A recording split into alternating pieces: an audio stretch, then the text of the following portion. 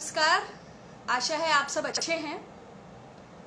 कुछ महत्वपूर्ण आंकड़े और विषय को लेकर मैं आपके बीच उपस्थित हूं। उत्तर प्रदेश के हालात से आप सभी परिचित हैं। समाज किस तरह अपना संतुलन खो रहा है और जब अपराधी सत्ता के शिखर पर विराजमान हो जाएं और अपराध को भली भांति राजनीति में स्थापित कर दें तो किस प्रकार के हालात उत्पन्न होते हैं, वो हम योगी राज या राम राज्य या जंगल राज की भावना में देख सकते हैं।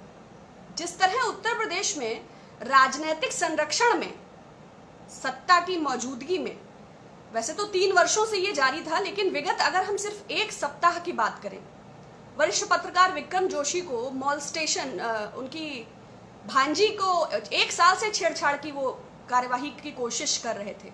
आप समझिए, जब वरिष्ठ पत्रकार जो समाज का आईना है, पत्रकारिता की मृत्यु तो योगी सरकार में बहुत पहले ही हो चुकी है, लेकिन पत्रकार इस तरह दुर्दांत तरीके से मरते हुए दिख रहे हैं। चाहे वो अभी हम स्क्रोल का उदाहरण लें, चाहे थोड़े दिन पहले पीपीई किट्स का लें, उसके पहले विकास दुबे हत्याकांड पूरे देश में छाया रहा। Even chief justice of India ने कहा कि 5 दर्जन 60 मुकदमों का आरोपी, उसके पास हथियार उसके जब्त क्यों नहीं किए गए, उसे बेल कैसे मिली, उसे वो पैरोल पे कैसे था। तो उत्तर प्रदेश की न्यायिक प्रक्रिया पर सवाल जब चीफ जस्टिस ऑफ इंडिया अचंभित हैं, तो आम नागरिकों के लिए आप क्या समझते हैं?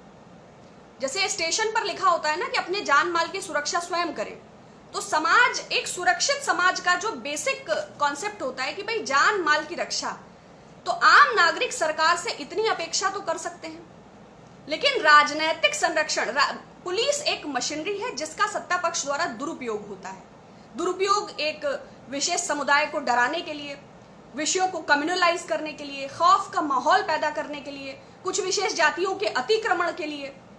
लेकिन अगर हम लॉ एंड ऑर्डर की बात करें और मॉलस्टिंग पे क्या कार्यवाही होगी? जो सरकार चिन्मयानंद और सेंगर जैसे अपराधियों को संरक्षण देती है, जो अभी 3 दिन पूर्व ही कासगंज में बेटी और मां पर बलात्कार के आरोपियों ने ट्रैक्टर चढ़ा दिया, दोनों की मृत्यु हो गई। लोक भवन के सामने में 2 महिलाओं ने आत्मदाह किया, 1 की मृत्यु हुई। अगर अमेठी की पुलिस या अमेठी के राजस्व विभाग ने उस मामूली विवाद पर कार्यवाही की होती तो ऐसा क्यों होता? लेकिन थाने और कोर्ट कचहरी और पुलिस, इसकी तो बात ही नहीं कर रहे हैं, क्योंकि भारतीय जनता पार्टी के कार्यालय हो गए हैं पुलिस थाने। आम नागरिक का इस व्यवस्था से पूरी तरह विश्वास उठ चुका है। लोग उसमें जाना ही नहीं चाहते हैं। चाहे विकास दुबे हत्याकांड हो, चाहे ये कासगंज का कांड हो, चाहे गाजियाबाद के वरिष्ठ पत्रकार की हत्या हो, चाहे कल जम्मू कश्मीर के पुंछ में कार्यरत एक सैनिक, उसके पिता की दबंगों ने मार पीट के हत्या कर दी। अपराधियों का एनकाउंटर हो रहा है। 8 वे पुलिसकर्मी जो विकास दुबे के हथियारों से शहीद हो गए, उसके बाद 2 पुलिसकर्मी जिनकी पुलिस कस्टडी में मौत हो गई। लोग कैसे इस व्यवस्था पर यकीन करें? समाज अपना संतुलन खो रहा है।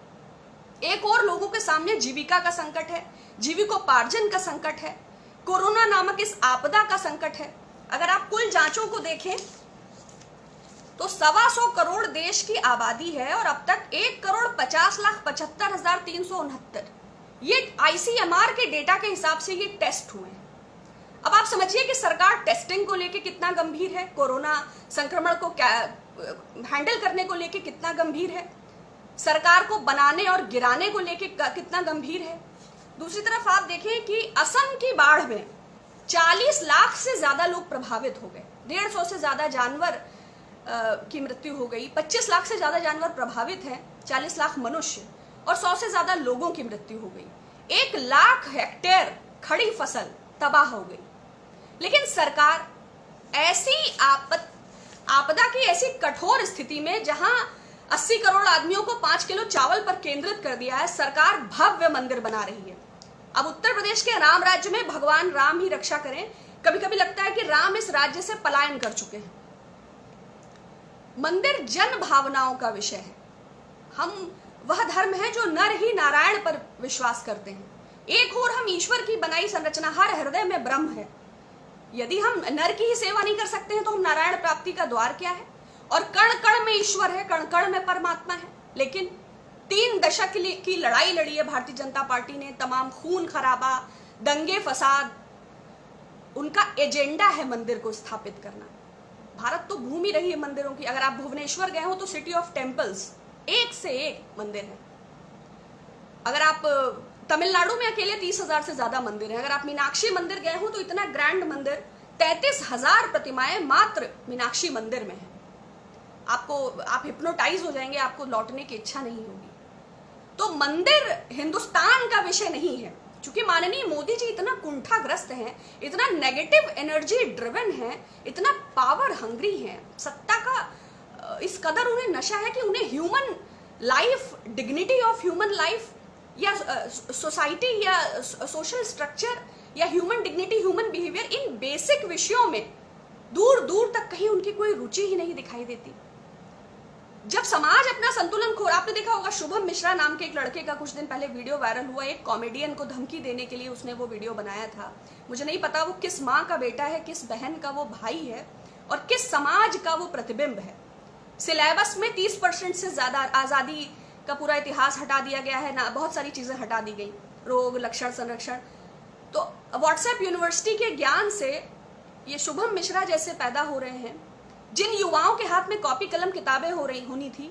16 वर्ष के लड़के प्रभात का एनकाउंटर होता है, उसके स्कूल वाले कहते हैं कि वो प्रतिभाशाली था।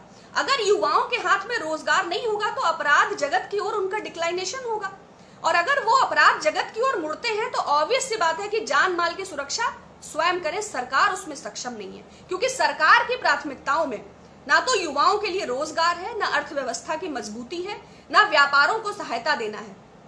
उनका एजेंडा मंदिर है और वो मंदिर बना रहे हैं और धर्म आधारित राजनीति कर वो भारतवासियों को इसी प्रकार मूर्ख बनाते रहेंगे। तो बहुत दुखद है। और काफी समय से मैं बात नहीं कर पाई, मेरा पेज ब्लॉक हो गया था। और आप लोग अपना कॉन्टैक्ट नंबर या अपने जिले का नाम अगर दे दें तो मुझे लगता है कि पेज का कोई भरोसा नहीं है कि हम कितना कोऑर्डिनेट करेंगे आगे। बाकी शेष आप लोग अपना ध्यान रखिएगा, क्योंकि हेल्थ सिस्टम भी मुर्दा हो गया है। तो जो जहां है एक दूसरे का ध्यान रखिए, ख्याल रखिए, बेहतर रहिए और अच्छे देश के निर्माण में, अच्छे नागरिक बनने की दिशा में, स्वस्थ समाज जो सबके जीने योग्य हो, प्रयासरत रहिए।